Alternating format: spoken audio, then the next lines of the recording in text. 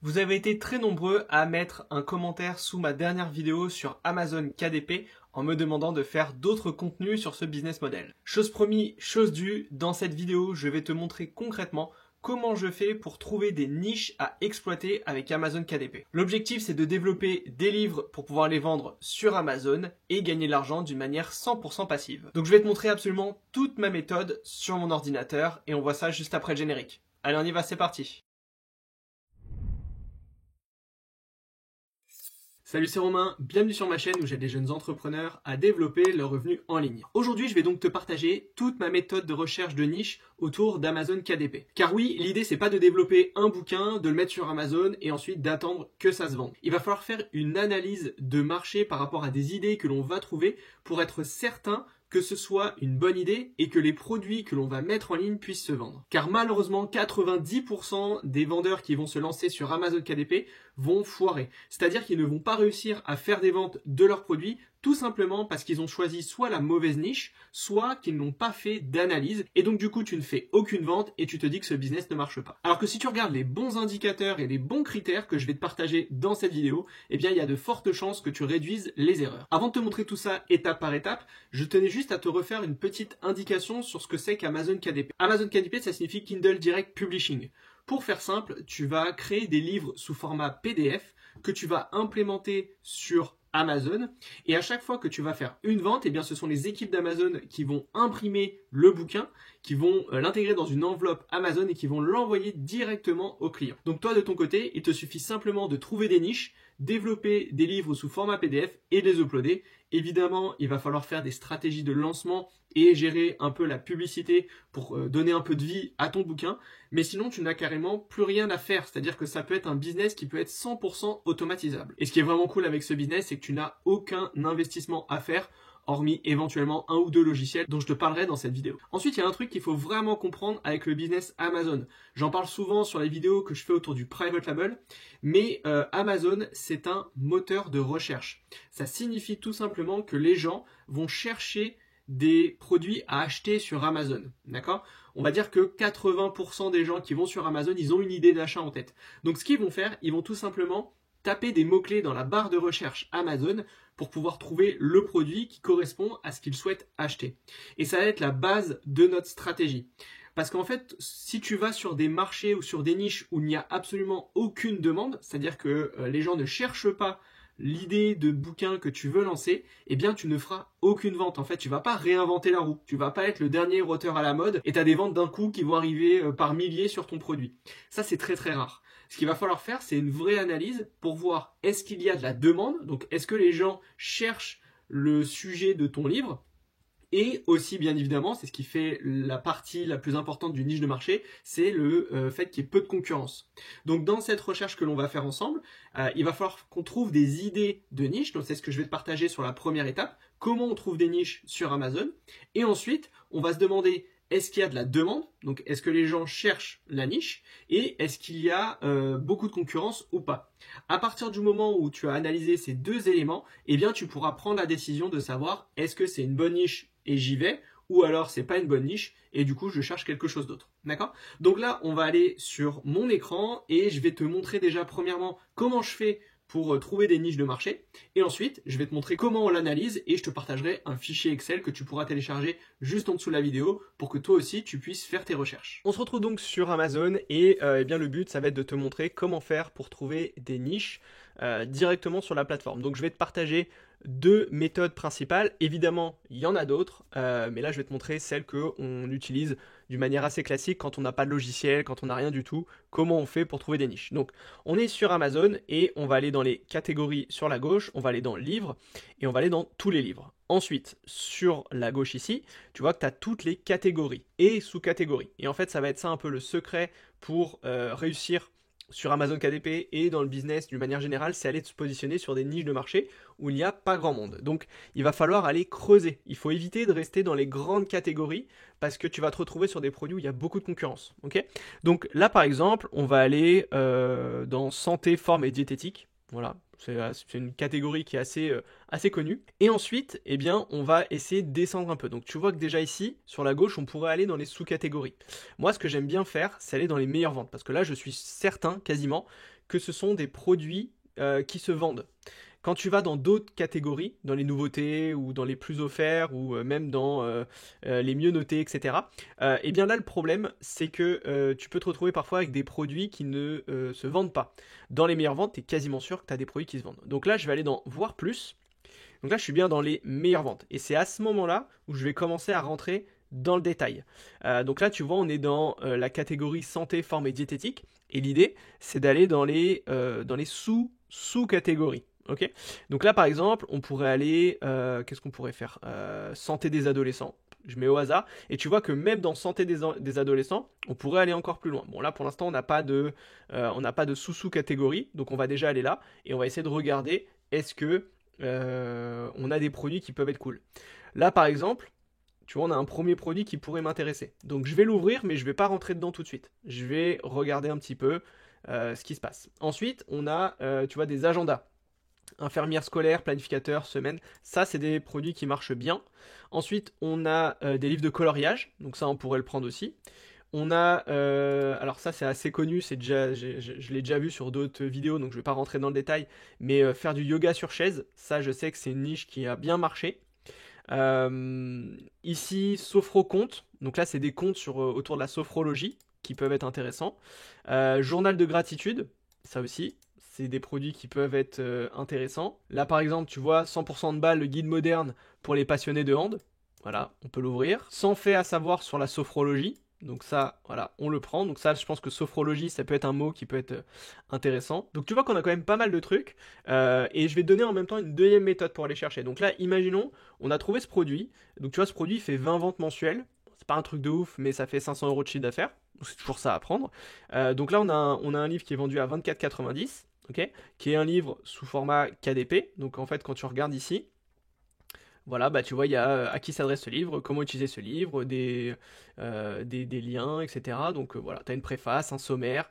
Bon, là, il y a beaucoup de texte. Donc là, pour peut-être un premier produit, ça peut être peut-être un peu dur à faire, notamment avec ChatGPT et tout ça. C'est peut-être un peu compliqué pour un premier livre, mais l'idée c'est d'essayer de voir d'autres produits qu'on pourrait lancer. Tu vois ici, quand tu descends un petit peu, tu as d'autres propositions d'Amazon. Clairement, ici c'est des produits qu'on peut lancer. Par exemple, prendre confiance en soi. Ça peut être un guide pour prendre confiance en soi. Qu'est-ce qu'on a d'autre? Comment gérer les angoisses, tu vois. Donc, guide ultime de la préparation mentale. Tu vois, préparation mentale pour ado. Comment réussir son adolescence. Ça peut être des livres. Donc, tu vois ici, quand tu creuses un petit peu, eh bien, tu peux avoir plein d'autres propositions de produits à lancer sur Amazon. Ok, donc là, tu peux encore une fois te lister toutes les idées de livres qu'on peut lancer. Et ensuite, bah, une fois que tu as fait un peu le tour, tu retournes sur les catégories principales et tu vas dans une autre sous-catégorie et tu avances petit à petit. Là, c'est ce que j'appelle se perdre dans Amazon. C'est-à-dire qu'on va aller chercher plein de catégories. On va se lister à chaque fois toutes les catégories qu'on a trouvées et ensuite on va aller analyser chaque niche pour aller vérifier si c'est une bonne niche ou pas. Pour faire ça, ça va être très simple, tu vas utiliser un fichier Excel. Donc là, je te montre celui que moi j'utilise pour faire mes propres analyses. Donc on va analyser la demande et on va analyser la concurrence. C'est comme ça qu'on fait une analyse de marché. Donc ce fichier Excel, tu l'as si tu veux juste en dessous dans la description. Si jamais tu as besoin de l'utiliser pour faire tes propres analyses, eh bien tu n'hésites pas, c'est juste en dessous. Évidemment, pendant la vidéo, je vais t'expliquer tout ce qu'il y a à l'intérieur. D'accord? Donc là, imaginons, on a trouvé l'idée de niche, c'est les comptes. Donc compte sophrologie. Voilà, donc c'est notre première idée. Ok, on va la mettre ici. Et l'idée en fait, ça va être d'aller analyser cette niche. Ok, donc là, le premier truc qu'on va aller analyser, c'est le mot-clé principal. Donc là, on a vu que le produit c'était celui-là, d'accord, les sophrocomptes. Alors je suis pas certain que ça, ce soit un mot-clé qui soit recherché. Par contre, pratiquer la sophrologie ou sophrologie, ça, je pense que c'est un mot-clé qui peut être intéressant. Donc ce qu'on va faire, c'est qu'on va devoir analyser le mot-clé principal pour faire l'analyse sur le mot-clé principal. Ok. Alors ici, ce que je vais faire, moi, je vais prendre l'ASIN du produit, donc l'ASIN qui est dans la barre de recherche, ou alors tu l'as dans les informations du produit qui est juste là. Tu vas prendre l'ASIN et tu vas aller sur Helium 10. Alors si tu n'as pas Helium 10, tu as d'autres outils qui te permettront d'analyser les mots-clés. Là pour le coup, je vais directement utiliser Helium 10, ça va être beaucoup plus simple. Et juste en dessous de la vidéo, tu auras 30% de remise sur le logiciel. Donc n'hésite pas si tu veux l'utiliser. Tu le prends pendant un mois, tu fais toutes tes analyses en une fois et après tu l'arrêtes, comme ça au moins tu es tranquille, mais au moins tu as les bonnes informations.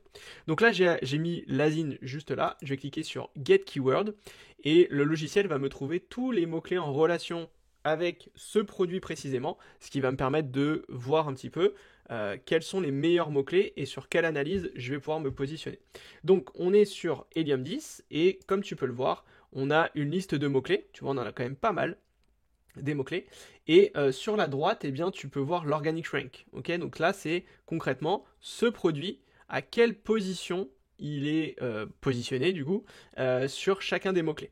Donc on voit que lui il n'est pas positionné sur beaucoup de mots-clés, donc là c'est peut-être un avantage pour nous, parce qu'il fait quand même des ventes, donc ici on voit qu'il n'est pas super bien positionné, mais on voit qu'il y a quand même des volumes de recherche, par exemple, sophrologie, on est à 815 de volume de recherche. Ok, donc moi ce que je vais faire, c'est qu'étant donné que ce gars-là, il n'est pas super bien positionné, je vais aller regarder juste le mot-clé sophrologie. Donc on va aller sur Amazon, on va juste mettre le mot-clé sophrologie et on va voir un petit peu qu'est-ce qu'il y a. Alors là forcément c'est un mot-clé qui est un peu large, donc on va voir plein de propositions. Mais pour le coup c'est pas trop grave, ça me permet juste de me faire mon analyse. Ok, donc là le mot-clé sophrologie, on l'a vu tout à l'heure, il était à 900. Et ici, tu vois, quand tu as Helium 10 qui est installé, eh bien, tu peux voir aussi, tu vois, d'autres mots-clés qui te permettront, troisième méthode, de trouver d'autres idées de niches potentielles. Ok, donc là, on voit sophrologie 815. Donc, c'est un peu le mot-clé principal. Donc, on va faire notre petite analyse sur ce mot-clé. Donc, on retourne sur notre fichier Excel. Mot-clé principal, on a dit sophrologie. D'accord. Le volume de recherche, on est à 815. Alors, en vrai, en volume de recherche, moi, j'essaie d'être au minimum à 1000 recherches mensuelles, mais parfois si on est un peu en dessous, c'est pas non plus trop grave, ok. Donc ça c'est un premier critère de recherche, c'est le volume qui doit être au-dessus de 1000, ok. Ensuite, ce que je vais aller faire, c'est aller regarder le nombre d'avis moyens sur les 3-4 vendeurs qui font le plus de chiffres, ok.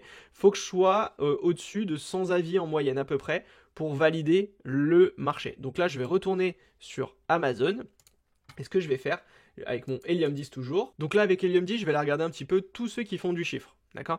Donc ça, c'est cool avec Helium 10, c'est qu'on a beaucoup de data.